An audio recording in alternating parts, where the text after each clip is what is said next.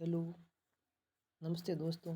मैं आर.पी. टोगस आपको इस अच्छे से कोटेशन के साथ सिंधु घाटी सभ्यता के बारे में शुरू कर रहा हूँ। इसमें लिखा है, जिस गलती से हम कुछ सीखते हैं वो गलती नहीं, एक सीख है। इसी प्रकार हम कक्षा 6 से ही सिंधु घाटी सभ्यता के बारे में पढ़ते आ रहे हैं, लेकिन ज्यों ज्यों समय गुजरता है वो हमारी मेमोरी से साफ होता जाता है, क्योंकि हम वो खाली एग्ज़ाम के लिए ही पढ़ते हैं, उसको स्थायी ज्ञान के लिए नहीं पढ़ते हैं। और कॉम्पिटिटिव एग्ज़ाम के आज समय में ये हो गया है कि इसको हम स्थायी ज्ञान रखना होता है। और डाटा तो बहुत सारे मिल जाएंगे आपको कई मार्केट में और कई जगह बहुत सारे पढ़ाते होंगे, लेकिन हमें यह नहीं सिखाया जाता है। ये हमारी भारतीय एजुकेशन सिस्टम की एक बहुत बड़ी कमज़ोरी है कि पढ़ना क्या है और छोड़ना क्या है और इसको किस प्रकार पढ़ा जाए, ये शिक्षा नहीं दी जाती। चलो शुरुआत करता हूँ मैं कि भाई बुक्स को कैसे पढ़ें, जो भी डाटा है आपको कैसे पढ़े और क्या छोड़ना है और किस प्रकार से आपको याद रखना है, इसके बारे में आप पढ़ते हैं। चलो आज प्रथम अध्याय भारतीय इतिहास का सिंधु घाटी सभ्यता से। सर्वप्रथम तो हमें ये मालूम होना चाहिए कि सिंधु घाटी सभ्यता नाम से ही पता चला। सिंधु घाटी मतलब सिंधु मतलब ये सिंधु एक नदी का नाम है। घाटी मतलब जो घाटी थी, सभ्यता जो घाटियों के मैदानों में सभ्यता पनपी, उसका एक नाम हो गया कि सिंधु घाटी सभ्यता। सभी लोग इसको वर्ड को ही नहीं समझ पाते हैं, कई लोग कि अभी सिंधु घाटी सभ्यता है क्या। चलो शुरुआत करते हैं। चलो हम एक बुक से ही पढ़ा रहा हूँ और आपको पढ़ा रहा हूँ भाई कैसे कि पढ़ना कैसे। आपको सब समझदार हो, वैसे 10th 12th आपने ग्रेजुएशन पास की है, लेकिन आपको स्थायी ज्ञान नहीं हुआ है कि भाई पढ़ना कैसे है, क्या करना है। इस प्रकार से सिंधु घाटी सभ्यता, सिंधु सरस्वती सभ्यता, ये लिखा सरस्वती मतलब नदी थी। आदि मानव ने जब कृषि करना प्रारंभ किया, ये ओबियसली ये स्वाभाविक है भाई कृषि करेगा तो वो छोटे छोटे अपने सभ्यता कुछ लोगों के समूह में रहना पसंद करेगा। तो इस प्रकार वो रहते रहते एक नगरीय नगरीय सभ्यता के रूप में, नगरी मतलब नगर नियोजन आपने पढ़ा ही होगा, हड़प्पा सभ्यता में नगर नियोजन कैसा था, नगर के रूप में रहने लगे। आपको क्या होगा, दैनिक जीवन ये व्यावहारिकता से जोड़कर पढ़ना होगा, तभी आपको याद रहेगा। तो इसमें लिखा हुआ भाई सिंधु सरस्वती के मैदानी भागों में नगर सभ्यता विकास होंगे। ओबियसली ये मैदानी भागों में रह गए। मैदानी भागों में पानी की उपलब्धता और अच्छी मिट्टी, इसलिए वो अच्छे फसल का उपजाऊ कर सके और पशुपालन भी अच्छी तरह से कर सके। और उसका उस समय मुद्रा का प्रचलन नहीं था, तो वो क्या करते थे, अपने व्यापार अपने वस्तु के बदले वस्तु क्रय के रूप में करते थे। तो इसमें ये भारत में कैसे विकसित हुई, और उसमें पहले क्योंकि राजाओं का शासन था उस समय, तो कुछ सा ज्ञान ही नहीं था अभी कि कोई सभ्यता नाम की चीज़ भी होती है क्या। तो अंग्रेज़ों के समय, ये बात 1856 ईस्वी की है। बटन बंधु दो भाई थे, इन्होंने सर्वप्रथम सूचना दी सरकार को कि हमारे यहाँ नगर जैसा कुछ कुछ मतलब स्तूप जैसा कुछ है। तो 1861 ईस्वी में कानिंघम महोदय, जो अंग्रेज जो पढ़े लिखे हुए थे, उसके निर्देशन में भारतीय पुरातत्व संरक्षण विभाग की स्थापना की गई कि भाई भारत में कुछ खोज होनी चाहिए, क्योंकि उनका शासन था। तो वो उसमें ललित होते थे भाई कि क्या इसमें क्या मिल सकता है, को कुछ हो सकता है। तो 1904 ईस्वी में जन महोत्सव के विभाग का निदेशक बनाया, महोत्सव जी महोदय को बनाया गया। और 1921 में दयाराम साहनी, आप बार बार पढ़ते हैं भाई दयाराम साहनी, इन्होंने उत्खनन का कार्य किया था 1921 में। ये प्रथम, ये अभी वर्तमान में पाकिस्तान में स्थल है, लेकिन ये प्रथम 1921 में दयाराम साहनी महोदय ने उत्खनन का कार्य किया था। उसके साथ माधो सूरवंश भी नाम आता है, लेकिन दयाराम साहनी आपको याद रखना है। ये मोंटगोमरी ज़िले आधुनिक पाकिस्तान, मतलब ये मोंटगोमरी ज़िला, अभी वो सारे स्थल लगभग 2 स्थल को छोड़कर सारे स्थल पाकिस्तान में चले गए। हड़प्पा स्थल की खुदाई प्रारंभ हुई। हड़प्पा और सिंधु एक ही मानना, ये स्थल का नाम है हड़प्पा, इसमें कन्फ्यूजन नहीं होती हड़प्पा क्या है, सिंधु ये एक है। सिंधु घाटी सभ्यता, सिंधु मतलब नदी के किनारे किनारे, एक हड़प्पा स्थल का नाम है। और इसी प्रकार 1922 में मोहनजोदाड़ो, एक और स्थान इसका नाम है मोहनजोदाड़ो। सिंधु के मोहनजोदाड़ो नामक स्थान पर ये रखलदास बनर्जी ने खुदाई का प्रारंभ किया था। और उसमें सर्वप्रथम बताया कि भाई ये बहुत नवीन है, नवीन स्थल है, नवीन लेकिन नवीन नहीं है, 3500 ईसा पूर्व से लगभग पुराना है।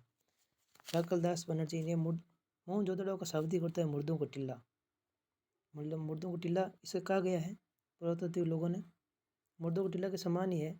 और क्या इसमें इसमें होता क्या है कि अब आपको ये पढ़ने के लिए पुरानी चीज़ें तो याद रखनी होगी। ये नए नए नाम कुछ नहीं है तो पुराने, लेकिन आपने इसको इस तरह नहीं पढ़ा इसलिए आपको ये लग रहे हैं पुराने लेकिन पुराने नहीं है, ऐसा नहीं है। आपको मोटे मोटे तौर पर यही याद रखना है कि सिंधु घाटी सभ्यता के प्रमुख स्थल कौन कौन से, ही आप कंप्यूटर एकदम सीधे जाते हैं। मैंने आपको पहले शुरुआत करने से पहले भी ये भी कहा था कि आपको पढ़ना क्या है और इसमें छोड़ना क्या है। सिंधु घाटी सभ्यता के प्रमुख स्थल, आप एक टॉपिक को 15 मिनट में भी या आप मिनिमम 30 मिनट में क्लियर कर सकते हो, लेकिन ध्यान से पढ़ना होगा, वो सब शब्दों को समझना होगा।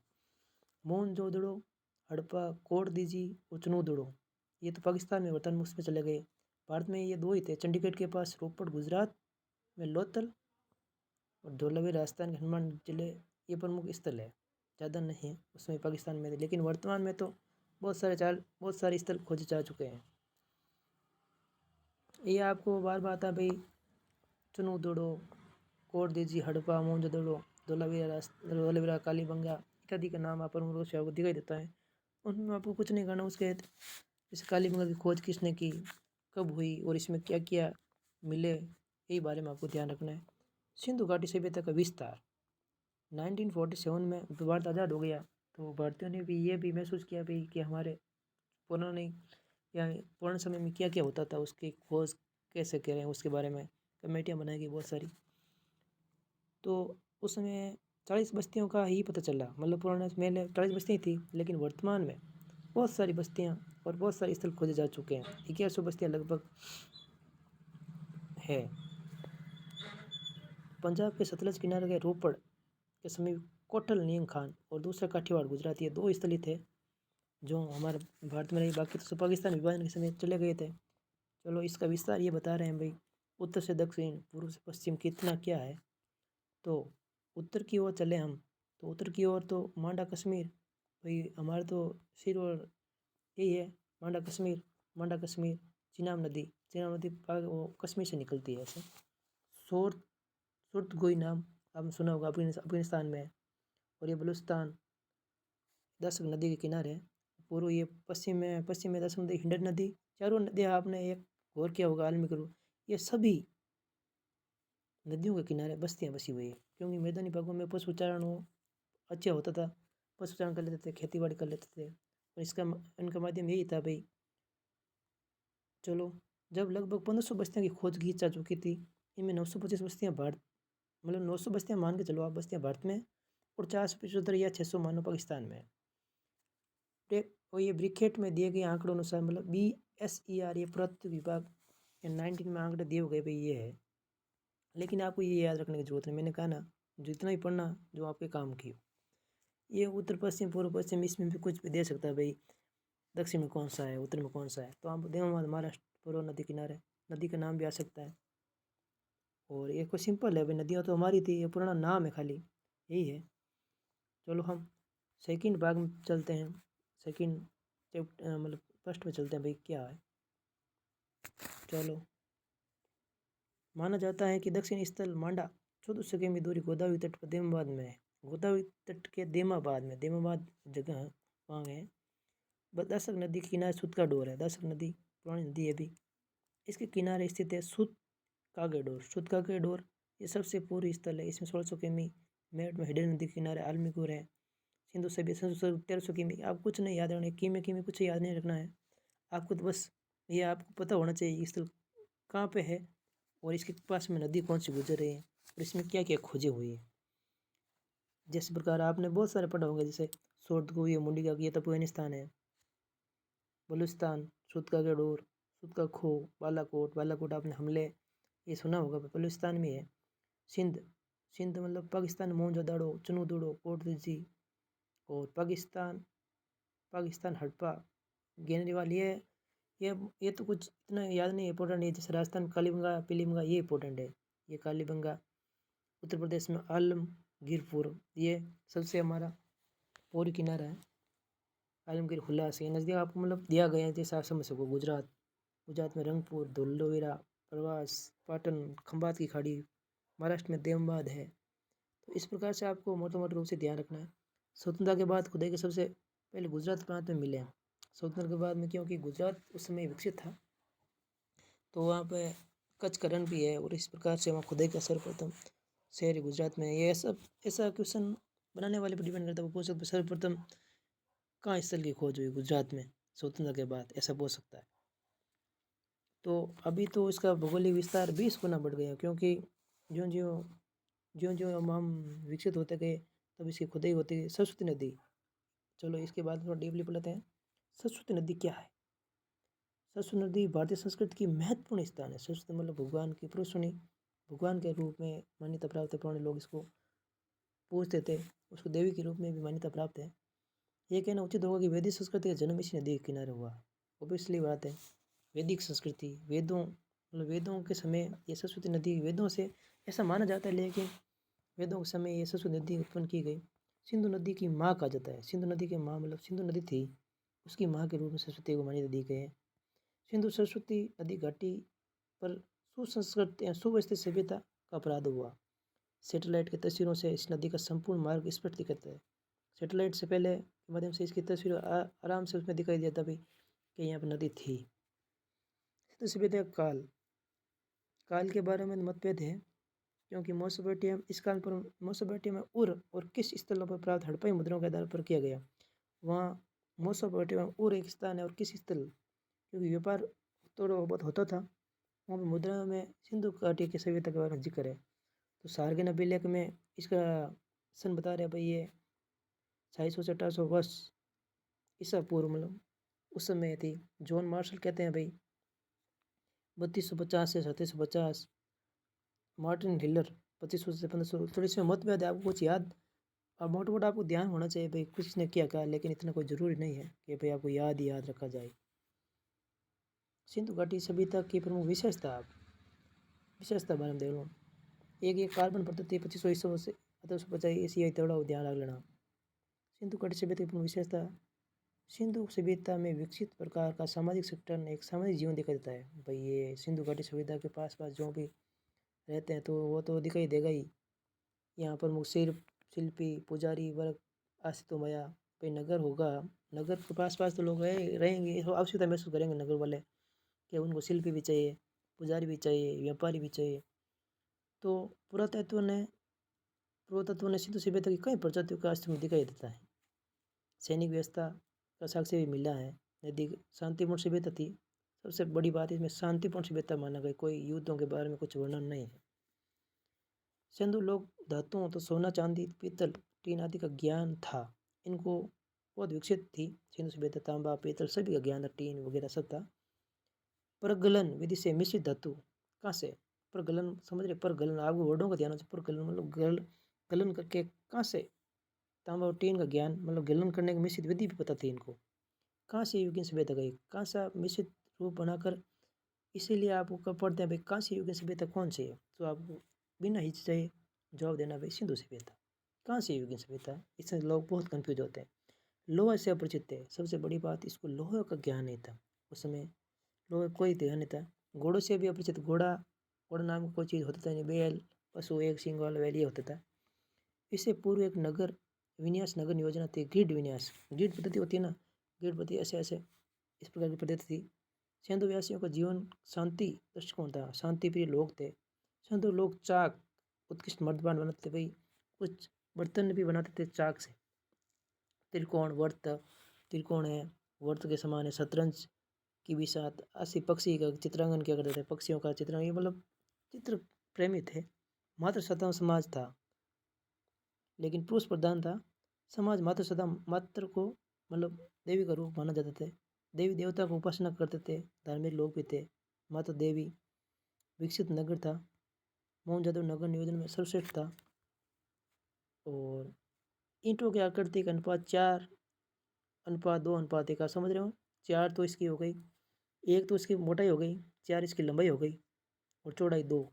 इस प्रकार ईंटों से 7.5 मतलब वो उसमें बहुत ही बेहतरीन आप कह सकते हो कि आर्किटेक्ट के रूप में लोगों का दिमाग माइंडसेट था उस समय। उस समय भी सभ्यता पूर्ण रूप से विकसित हो चुकी थी। सबसे बड़ी बात ये आता है बार क्वेश्चन में, इस नगर में कई 2 और ज़्यादा हिस्सों में विभाजित थी।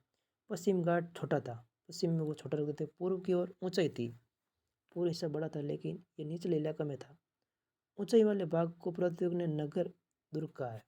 ऊंचाई वाले भाग में ऐसा अनुमान लगाया था, नहीं था, लेकिन ऐसा अनुमान लगाया भाई कि ऊंचा वाले भाग में नगर दुर्ग था, उसमें कोई राजा या कुछ रहते थे लोग। निचला नगर बस्ती का था, जो कारीगर है, शिल्पी है, वो इत्यादि लोग रहते थे। दोनों हिस्सों में चार चार दीवारी की पक्की ईंटों से बनेगी। चार दीवारी, इसका मतलब उनको आक्रमण भय तो था भाई, सुरक्षा के लिए रखते थे, लेकिन शांति प्रिय थे, ऐसा ऐसा कहीं मिला नहीं है प्रमाण।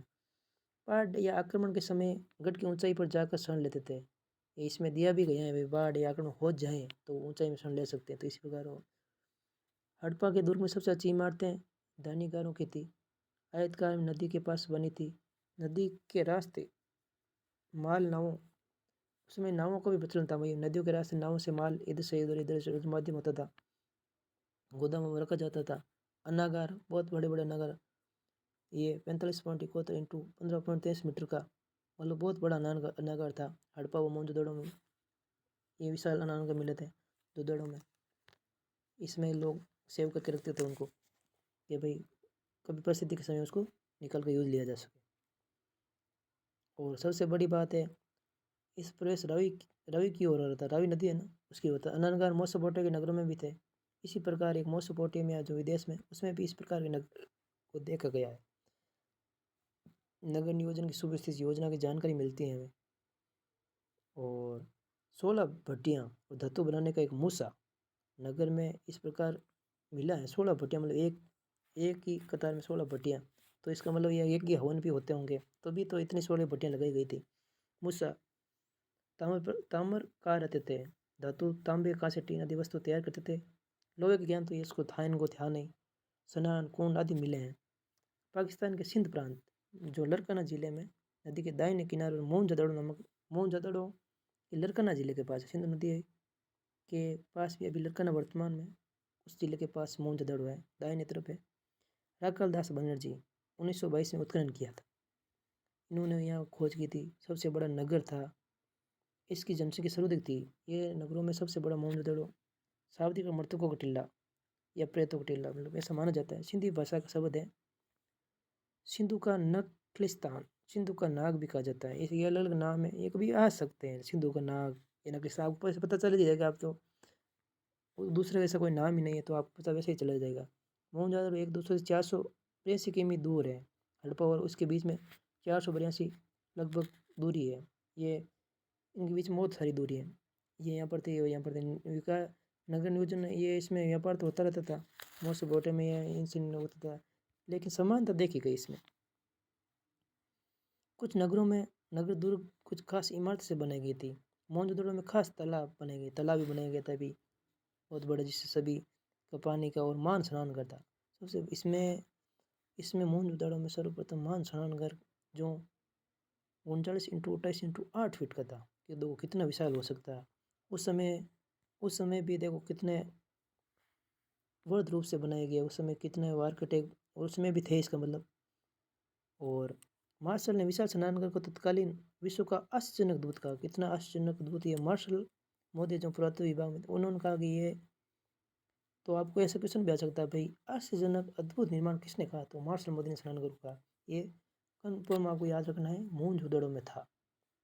और ऐसा, और आगे बात करें हम कालीबंगा की, तो ये राजस्थान में हनुमानगढ़ जिले में कालीबंगा का शाब्दिक होते हैं काले रंग की चूड़ियाँ। आपने पढ़ा होगा, ये तो आपको याद रखना ही है, थोड़ी सी बात है। ये 100 हेक्टर में फैला हुआ था। मतलब अगर भारत की बात करें तो ये भारत का सबसे बड़ा, तो इस प्रकार से कालीबंगा हो गया 100 हेक्टर में फैला हुआ।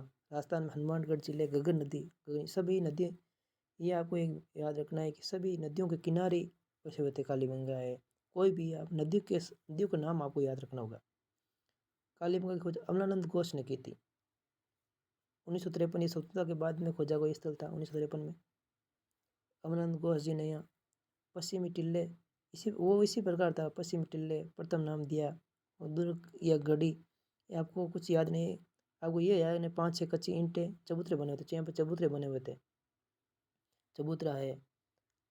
और पशुओं की हड्डियाँ, इस प्रकार ये होता था। दाह संस्कार होता था पहले भी। 7 पंक्ति में अग्नि वेदिकाएँ मिली, सबसे इम्पोर्टेंट है यहाँ पर अग्नि वेदिकाएँ मिली थी। मतलब यज्ञ होते थे, 7 एक ऐसे प्रकार के 7 थी। मतलब ये अग्निवेदी का मतलब यहाँ हवन वगैरह होता था। सिंधु सभ्यता की 2 राजधानी माना गया। ये कालीगंगा को भाई सिंधु सभ्यता थी उसकी राजधानी बताया गया है। दशरथ शर्मा ने कालीगंगा को सिंधु सभ्यता की तीसरा स्थान कहा है। दशरथ शर्मा जी ने ये मतलब उस समय के थे, तो उन्होंने कहा भाई ये तो सिंधु सभ्यता की तीसरी राजधानी है। तो ऐसा आ सकता है भाई, किसने कहा कि सिंधु सभ्यता की तीसरी राजधानी कालीगंगा है? तो दशरथ शर्मा। बनावली हरियाणा हिसार, ये बनावली हरियाणा में, ये आपको याद रखना हो। इसमें रंगोई के किनारे स्थित स्थल है। रंगोई मिट्टी के बना हल, सबसे बड़ा बनावली में एक हल मिला है जो मिट्टी का बर्तन, तो मिट्टी का बना हुआ था। इससे हमें ज्ञान होता है कि भाई उस समय हल का प्रयोग किया जाता था, तभी तो ये बना पाए। बढ़िया किस्म की जौ प्राप्त हुए हैं, जौ के बीज। सिंधु सभ्यता की सबसे बड़ी विशेषता है कि जल निकास प्रणाली, जल निकास प्रणाली बहुत अच्छी थी, ईंटों से बनाई गई, बहुत ही व्यवस्थित ढंग से नालियाँ, जो वर्तमान आधुनिक की तरह उससे भी अच्छी थी उस समय। कई मकानों में अग्निवेदिका मिली, मतलब मकानों में अपने घर में भी वो हवन करते थे छोटे छोटे। कालीगंगा और लोथल जैसे अन्य नगरों अग्निकुंड मिले हैं। हड़प्पा, मोहनजोदड़ो और लोथल जैसे नगरों मिट्टी के लाल बर्तन, ये बर्तनों का भी समूह में लाल बर्तन कहाँ प्राप्त हुए, काले बर्तन कहाँ प्राप्त हुए, या पढ़ने से आपको सब कुछ समझ में आ जाएगा, ऐसी कोई नहीं। लेकिन आप पढ़ना होगा दैनिक जीवन में भी। पहले बर्तन तो होते ही होंगे, कैसे कलर के होते हैं, अलग अलग। अभी भी जैसे हम जयपुर में जाएँ तो अलग है, ब्लू पोट्री, इसी प्रकार अलग अलग जगहों में अलग अलग होता है, उसी प्रकार पहले भी होते थे। गुजरात में हड़प्पा नगर सूक्ष्म निरीक्षण धोलावीरा का, उस समय स्वतंत्रता के बाद सूक्ष्म निरीक्षण किया गया गुजरात में, तो धोलावीरा नगर बना। धोला का का अर्थ होता है सफ़ेद, ये वीरा का अर्थ कुआं, धोला वीरा हो गया।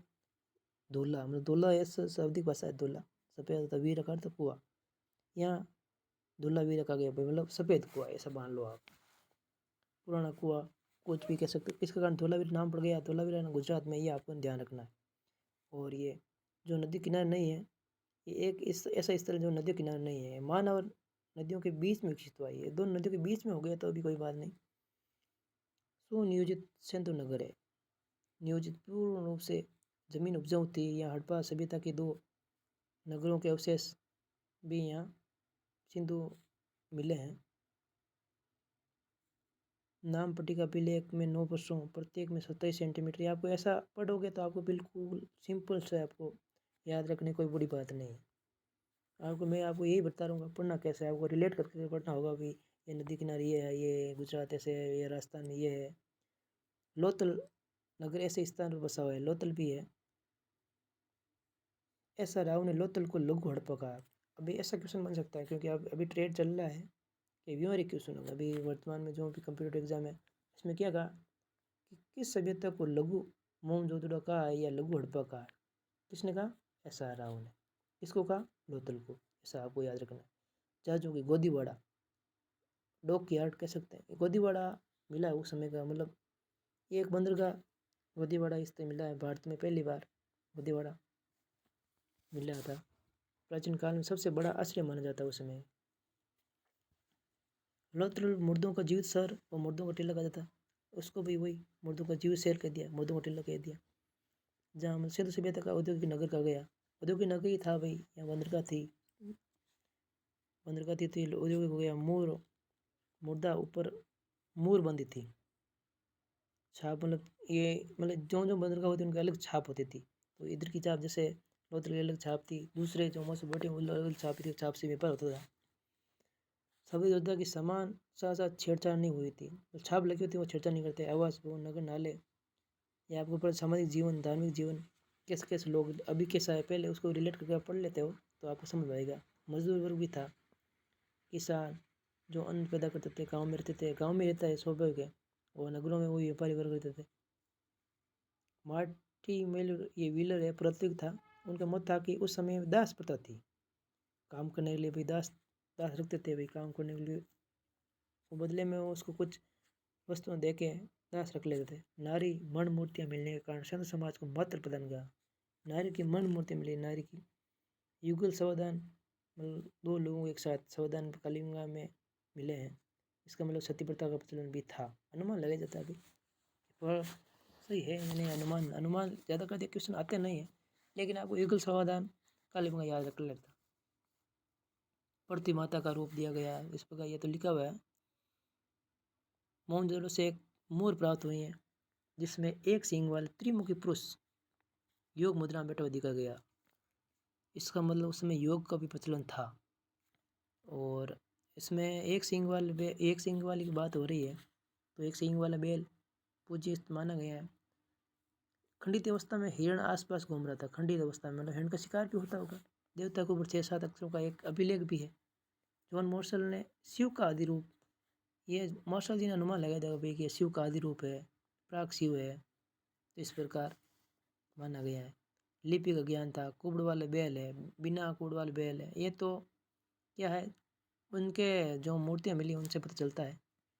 लिपि का विज्ञान, हड़प्पा के नगरों का बड़ी हलचल करती। यहाँ के ऐसे लोग रहते थे जो नगर की खास इमारतों की योजना, शायद इन चीज़ों से वो लिखते थे होंगे। अभी पढ़ा नहीं गया है तो ये पौराणिक जानकारी हमें नहीं मिलती, क्योंकि पढ़ नहीं पाए तो इसको कैसे पता चलेगा कि भाई क्या क्या था यहाँ पे। हड़प्पा के ये एक मोर के ऊपर चिन्ह एक खास लिपि में है। उपमहाद्वीप में पाए गए लेखन एक प्राचीन उदाहरण है। विद्वानों ने इसे पढ़ने की कोशिश की लेकिन अभी तक उसे पता नहीं चला है। बिना पढ़े तो कैसे ज्ञान होगा। चित्रात्मक लिपि थी। चित्र भाव रूप व चित्रों से दर्शाते थे भाई, हास्य रूप है। 400 में से 500 चित्रकार हैं। मोर पर अभी 2500 लेख उपलब्ध हो चुके हैं। 2500 लेख लिखे गए हैं। आदि ऐतिहासिक सभ्यता क्या गए। आदि ऐतिहासिक मतलब समझो, आधे ही हम पढ़े जा चुके हैं तो इसे आदि ऐतिहासिक नाम दे दिया। तो अब आपको ऐसे भी आ जाए तो कन्फ्यूजन नहीं होना कि आदि ऐतिहासिक ये क्या वर्ड आ गया। वर्ड कुछ नहीं है, सिंधु सभ्यता ही है। बाढ़ तोल प्रणाली उन्नत विकास कर लिया था। वो मतलब जो वो उन्होंने अनुमान लगाया भाई किस वस्तु के बदले हम क्या दे रहे हैं, तो वो बाढ़ बाढ़ माप तोल का भी उनसे विकसित हो गया था। 16 अंक बाढ़ आदाई थी। 16 में सबसे चलते 16 32 ऐसे करते थे। घनाकार गोलाकार होते थे, गोलाकार या घनाकार कैसे भी उसको तोल के बराबर होता था। 1 2 4 8 16 32 64 इस प्रकार ये चलता रहता है। मकान सड़क ईंट आदि बनाने का एक पैमाना की आवश्यकता महसूस हो गई तो उन्होंने लोथल में हाथीदांत का पैमाना प्राप्त हुआ था। हाथीदांत का वो लोथल में हाथीदांत को माना गया पैमाना कि हाँ ये पैमाना है। और सर और हम आग कालीबंगा और लोथल में खोपड़ी कब से मिले हैं। उसमें कालीबंगा में एक खोपड़ी में 6 छेद है। इसका मतलब उसमें शल्य चिकित्सा का भी संकेत मिलता है और आंतरिक या शल्य चिकित्सा दोनों का भी ज्ञान मिलता है कि लोग इलाज कैसे करते थे। भटिया के अवशेष भी मिले हैं। 2.1 मीटर, मतलब ये भी नाप तोल, ये बिल्कुल नाप करके ही हम उसका काम करते थे। शिल्पी थे ये जो भी है। इतने आपको नहीं पढ़ना है, आपको मतलब सीधे सीधे छोड़ देना है इनको। जो आपको याद नहीं होता है आपको मतलब ध्यान रखना है, एक बार पढ़ लेना भाई कहीं आ ही जाए माना कि, तो आप थोड़ा बहुत तो ज्ञान हो ही। और ऐसा कोई नहीं है जो उसको पूर्ण ज्ञान हो, सब ऐसे ही हैं। मोसा बोटेमो को डेलू मेलुआ डेलुमन और साथियों बड़े संबंध थे, ये नाम है। सिंधु के लोगों की कला, अब कला के बारे में कुछ पढ़ते हैं भाई, कला कैसी कला थी। मानव मूर्तियाँ, मोहनजोदड़ो कुत्ते के साथ दफनाना, कालीबंगा में एक ही गाड़ी आदि थी। कालीबंगा मतलब गाड़ी का प्रमाण मिला पे गाड़ी थी। वो सेल खड़ी मुद्रा थी। सेल खड़ी कहा गया उनको। सेल खड़ी मतलब वो कच्ची मिट्टी से बनी गई मुद्रा थी। नगरों में रहने वाले लोगों को भोजन किया था। सरसों गदते जौ दाल मटर धान तिल आदि के बीजों के अवशेष मिले हैं। और हल का प्रयोग तो आपको पता ही है, बनावली से प्राप्त हुआ है। तो इसे यह तथ्य कि उनको ज्ञान था पूर्ण से। क्रॉस जुताई आड़ी तिरछी रेखाओं से जुताई कर लेते थे भाई, इसलिए फसल अच्छी हो सके। मिश्रित खेती की भी प्रति मतलब वो सभी बीजों को ऐसे साथ साथ में हो जाते थे और क्रॉस ऐसे ऐसे करके बोते थे। हलों का प्रयोग करते थे। भेड़ बकरी पालते थे, इससे दूध दूध हो जाता था। उसको मछलियाँ पकड़ते थे। मछली पालन भी देखा गया किनारों पर, नदियों के किनारे होते तो मछुआरे भी थे। मछुआरे का पालन तो स्वाभाविक है। कुबड़ वाला सांड को मतलब भगवान का रूप मानते थे कि भाई ये तो भगवान का ही रूप है। उनको बहुत पूजनीय था उनके लिए। घोड़े के अस्तित्व को स्वीकार नहीं किया, घोड़ा था ही नहीं उस समय। कालीबंगा लोथल आदि से मिले। उपमहाद्वीप में पालतू भैंस का साक्ष्य मेहरगढ़ से मिला। मेहरगढ़ है उससे मतलब भैंस का साल से मिला है। सुस्ती सुस्ती लुप्त होना, लुप्त का क्या कारण है? तो इसमें हमें क्या किसने क्या कहा? तो जैसे मैके, एसा राव, जॉन मार्शल ने नदी या बाढ़ का कारण बताया। और ये ओरेन ऑस्टिन अम्लान घोष ने कहा भी जलवायु परिवर्तन से इसका अस्तित्व खत्म हो गया। अलग लोगों को मतलब ये एक अनुमान था, ये कोई सब है, कोई नहीं बता सकता कैसे हुआ। तो ऐसा नाम भी ऐसा था भाई, जलवायु का किसने बताया था? अम्लान घोष है, स्टाइन है। नदी का किसने बताया? बाढ़ का किसने बताया? मार्शल है। नदियों के मार्ग परिवर्तन है, मधुद बस। ये आपको देखो एक बार पढ़ना है, याद हो इतना कोई ज़रूरी नहीं है। ये थोड़ा बहुत ध्यान होना भाई चाहिए। बाहरी आक्रमण से जैसे ये पिंगट है, चाइल्ड गार्डर है, व्हीलर है, इन्होंने का भी वो बाहरी आक्रमण हुआ होगा, उससे ये पूरा। लेकिन ये से असंभव है भाई। चलो इसमें है तो सिंधु सभ्यता के विश्व की सभ्यता है, मतलब इस समय किसकी सही व्यापार होता है उसमें कोई कौन सी मिस्र की सभ्यता, नील नदेरी सभ्यता, ये आपको कुछ ध्यान रखना है। कुछ खास उसमें ऐसा नहीं है, आपको पूरा पूरा याद होना चाहिए। मिस्र की सभ्यता ले ली, मेसोपोटामिया की सभ्यता, इससे व्यापार होते थे और हमें इससे जानकारी मिलती है भाई कि हाँ उस समय व्यापारी वर्ग भी था। कौन कौन सी मुद्रा है, डाडी वार बताए गए। चीन की हाउडो नदी सभ्यता, ये चीन के किनारे हाउडो नाम से भी आपको पता होगा भाई, चीनी सभ्यता है। इसके किनारे भी मिट्टी पाई गई। चित्रात्मक शैली आरंभ हुई थी चीनी लिपि। चीनी लिपि भी बहुत, अब पढ़ना नहीं है डीपली, लेकिन चित्रात्मक शैली बहुत इंपॉर्टेंट है। छापाखाना, कागज, बारूद, चित्रकला, ये सब चीन के देन है। आपको पता ही होगा भाई, सर्वप्रथम कारखाने चीनी वहाँ पर लगा गए। यूनान की सभ्यता, धान्यगार। अब आपको शब्दावली धान्यगार कहीं आ जाए, आपको क्वेश्चन आ जाए धान्यगार क्या है? अनाज रखने का स्थान। नर वंश क्या है? मानव जाति। तो आपको मैं स्पीड अंदाज में पढ़ाना चैप्टर ख़त्म किया हूँ। लेकिन आपको याद रखना, आपको थोड़ा आराम से पढ़ना है, क्योंकि मैं तो आपको एक माध्यम बताइए कैसे पढ़ा जाता है। जैसे मैंने इसमें 30 मिनट लिए, तो आपको 1 आवर में इसको समझते हुए पढ़ना है। कभी भी नहीं बोलोगे आप, समझ समझ के भाई। यूनान सभ्यता, सभ्यता नॉर्मल बात है ये। सभ्यता मतलब उस समय नगर नियोजन कैसा था यूनान में, और इसे कैसे व्यापार था, कौन सी मुद्रा थी, नॉर्मल बेसिक से आप पढ़ना आना चाहिए। एक बार पढ़ो तो आपको कहीं भी ऑल कंप्यूटर एग्जाम में भूल नहीं पाओ। ठीक है, धन्यवाद दोस्तों, नमस्ते।